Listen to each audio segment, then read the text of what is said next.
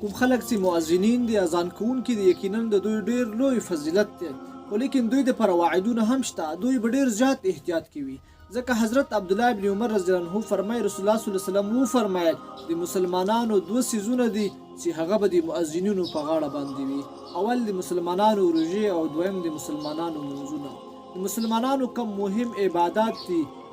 چې هغه روژه دی او همدغه شان منځونه دي د دې صحیح کېدلو د دې تکمیل دارومدار هغه په مؤذن باندې دی ځکه که چېرته مؤذن په وخت باندې اذان وکړه نو دغه روژې چا چې روژې نسته دي دوی به روژې هم په وخت باندې ونیسي او که چېرې بې وخته اذان وکړو د ټولو خلکو روژې خرابې کړلې او د دغه روژو